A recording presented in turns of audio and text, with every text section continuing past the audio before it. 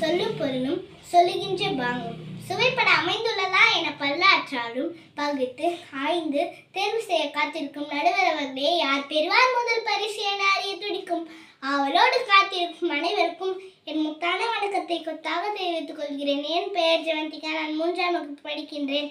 நான் இங்கு பேச வந்திருக்கும் தலைப்பு பெயர் தன்னம்பிக்கை. என்னை சிறியவள் என்று இடை போடாதீர்கள். கடுகு சிறிதானாலும் காரம் குறையாது என்பதற்கு நான் தான் எடுத்துக்காட்டாக இருப்பேன். ஏனென்றால் என்னிடம் தன்னம்பிக்கை இருக்கிறது. வேறென்ற தன்னம்பிக்கை இருக்கிறது. தன்னம்பிக்கை என்றால் என்ன? தம் மீது நம்பிக்கை வைப்பதுதான் தன்னம்பிக்கையாகும். கையில் பணம் இல்லையே, நமக்கு நண்பர்கள் இல்லையே என்று நினைக்காதே. நம்மோடு தன்னம்பிக்கை இருக்கிறது என்று நினை. வாழ்க்கையில் முன்னேறலாம், விண்ணே தொடலாம். உலகை ஆட்டி படிக்கும் சக்தி உன்னை தேடி வரும். யார் எதை வேண்டுமானாலும் சொல்லட்டும். நம் மீது தன்னம்பிக்கை, விடாமுயற்சி மற்றும் கடின உழைப்பு ஆகிய மூன்றும் இருந்தால் நாம் எதையும் எளிதாக வெற்றி பெறலாம். முடியும் வரை முயற்சி செய். உன்னால் முடியும் வரை அல்ல, நீ நினைத்த செயல் முடியும் வரை.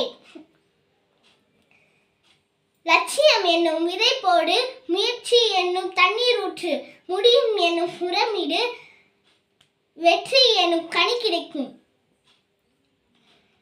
திருக்குறள். முயற்சி திருவினையாகும், முயற்சியின்மை இன்மை புகுத்து விடும் என்று திருவள்ளுவர் கூட தன்னம்பிக்கையுடன் தான் 1330 குறள்களை எழுதினார். எட்டயபுரத்தில் எட்டி பார்த்த சிங்கமடா, பாரதியின் பாட்டு என்று பரங்கியருக்கு வேட்டு, பாரதியின் பாட்டு என்று பரங்கியருக்கு வேட்டு என்று எவ்வளவு தன்னம்பிக்கையுடன், எவ்வளவு துணிச்சலாக பாரதி எழுதும் பாட்டுகள் மூலம் வெள்ளைக்காரனை விரட்டி அடித்தார் பாரதி. ஏன் நானும் எனது நண்பனும் தன்னம்பிக்கையுடன் தமிழினை பற்றி ஒரு பாட்டு எழுதினோம். 4 திசையில் எரியுது கற்பூரம், எங்க தமிழுக்கு இருக்குது வீரம். பாதி பேர் படிச்சது 12th, எங்க தமிழுக்கு இருக்குது ஸ்ட்ரென்த் என்று நானும் பாடினேன். தன்னம்பிக்கை மனதில் மட்டும்தான் வைக்க வேண்டும். அதை வெளியில் சொன்னால் வெல்ல முடியாது. கடவுளை நம்பினால் நம்பிக்கையாகும். உன்னை நம்பினால் தன்னம்பிக்கையாகும் என்று வாய்ப்பளித்தவருக்கு நன்றி கூறி விடைபெறுகிறேன். நன்றி, வணக்கம்.